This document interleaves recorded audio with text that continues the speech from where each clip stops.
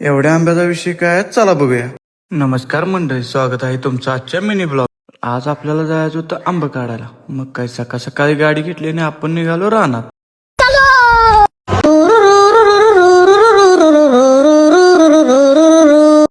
रानात गेले गेले पहिल्यांदा आपल्याला शिकाळी तयार करायची होती.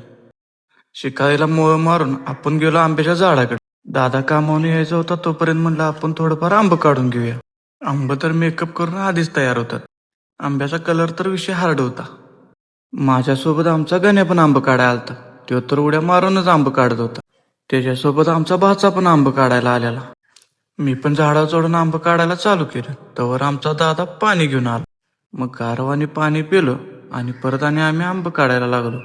आमच्या गण्याला क्रिकेटचा नाद असल्यामुळं तो म्हणला तुम्ही टाका, मी झेलतो. उन्हाचा तडाखा लागत होता, त्यामुळे आम्ही थोडंच आंबा काढून बास केलं. राहिलेला आंबा म्हणलं आता उद्या सकाळी काढेल. आंबा काढायचा आनंद हा शहरात कधीच नसते, हा फक्त गावाकडेच बघायला मिळते. तेव्हा आमच्या दादानं आंब्याची पोतीच भरायला चालू केली, कारण हे सगळं आंबा आपल्याला शेडत नेऊन टाकायचं होतं. पोती भरून आम्ही गाडी घालून पोती शेडकडे घेऊन निघालो. आंब्याची पोती टाकून आम्ही परत गेलो गावात. भुका तर खूप लागलेला, त्यामुळं आंघोळ करून जेवून घेतलं. जेवण झाल्यानंतर आपल्याला जायचं होतं शूटला, मामाच्या गावाला. मामाचं गाव जवळ असल्यामुळं थोड्याच वेळात मी मामाच्या इथं पोहोचलो.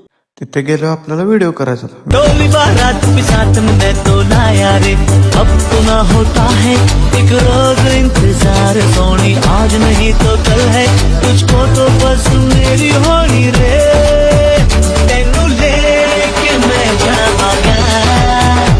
तिथलं सगळं आवरून मी निघालो घरी. भेटू पुढल्या ब्लॉग मध्ये. धन्यवाद.